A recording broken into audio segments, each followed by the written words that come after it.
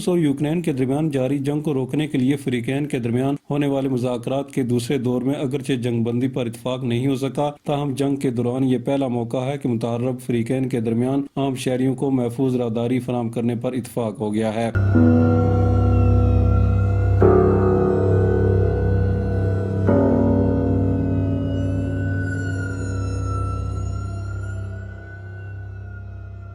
Media reports کے مطابق Ukraine کے ایک مذاکرات کار نے بتایا کہ روس کے ساتھ جنگ بندی کے دوسرے دور کے مذاکرات کے وہ نتائج برآمد نہیں ہوئے جن کی ہمیں امید تھی، لیکن دونوں ملک عام شہریوں کے انخلاء کے لیے انسانی ہمدردی کی بنیاد پر راہداری فراہم کرنے پر سمجھوتہ کر چکے ہیں۔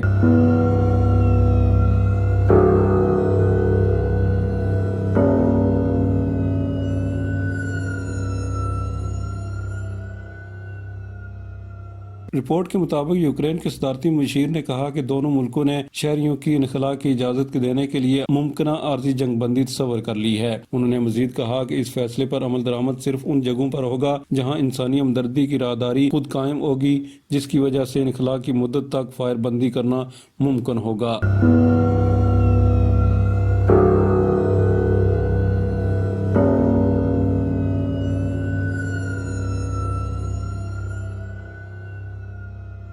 اس سے قبل دونوں ملک ان جگہوں پر ادویات اور خوراک کی ترسیل پر بھی سمجھوتہ کر چکے ہیں جہاں دونوں فوجوں کے درمیان شدید لڑائی جاری ہے۔ روس کے یوکرین پر حملے کے بعد سے یہ پہلا موقع ہے کہ دونوں فریقین نے کسی بھی معاملے پر کسی بھی قسم کی پیش رفت پر اتفاق کیا ہے۔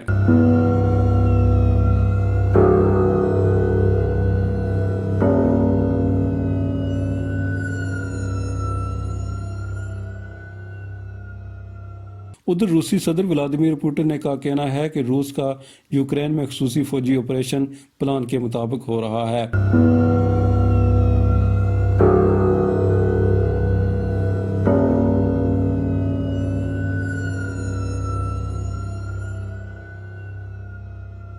غیر ملکی میڈیا کے مطابق ماسکو میں سیکورٹی کونسل سے ملاقات کے بعد گفتگو کرتے ہوئے پیوٹن نے کہا کہ روس یوکرین میں جوہری ہتھیاروں سمیت مختلف خطرات کے خلاف لڑ رہا ہے، جبکہ ہمارا خصوصی فوجی آپریشن پلان کے مطابق جاری ہے۔ روسی صدر کا یہ بیان ایک ایسے وقت میں سامنے آیا ہے جب مغربی تجزیہ کار یہ خیال ظاہر کر رہے ہیں کہ روسی فوج کی یوکرین میں پیش قدمی توقع سے زیادہ سست روی کی شکار ہے، جو اس بات کی عکاسی کر رہی ہے کہ یوکرین میں روسی فوج کو مشکلات کا سامنا ہے۔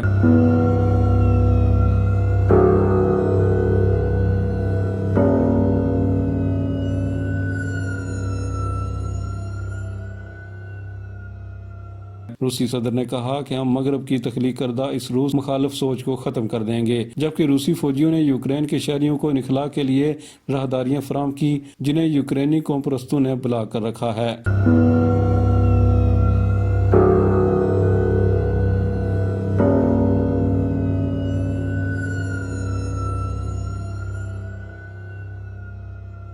روسی صدر نے یہ بھی الزام لگایا کہ یوکرین کی افواج شہریوں کو انسانی ڈال کے طور پر استعمال کر رہی ہے، جبکہ یوکرین کی فورسز نے طلباء سمیت ہزاروں غیر ملکی شہریوں کو یرغمال بنایا ہوا ہے۔ انہوں نے کہا کہ یوکرین میں روسی فوجی ہیرو کی طرح بہادری سے لڑ رہے ہیں اور اپنی جانوں کی قربانیاں دے رہے ہیں۔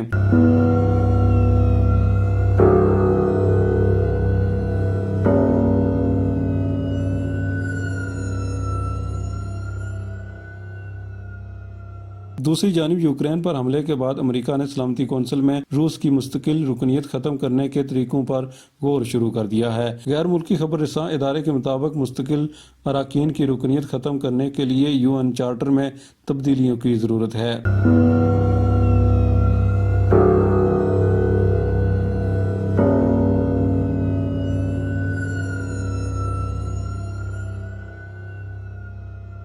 ادھر فرانس کے صدر ایمانوئل میکرون کے مطابق یوکرین جنگ میں ابھی بدترین صورتحال پیش آنا باقی ہے۔ فرانسیسی صدر نے روسی صدر پیوٹن سے فون پر رابطہ کیا۔ فرانسیسی صدر کے دفتر کے مطابق میکرون اور پیوٹن کے درمیان 90 منٹ طویل بات چیت ہوئی۔ فرانسیسی صدر نے پیوٹن سے بات کرنے کے بعد یوکرین کے صدر کو بھی فون کیا۔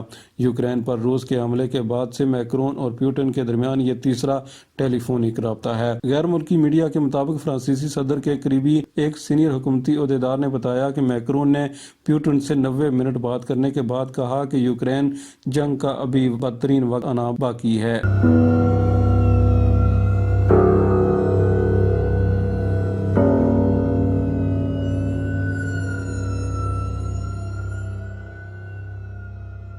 فرانسیسی حکومتی عہدیدار کے مطابق میکرون نے کہا کہ پیوٹن کی جانب سے جو پہلے بتایا گیا تھا اس طرح بالکل نہیں ہو رہا، اور روسی صدر نے یوکرین میں کارروائی جاری رکھنے کے اپنے عزم کا اظہار کیا ہے۔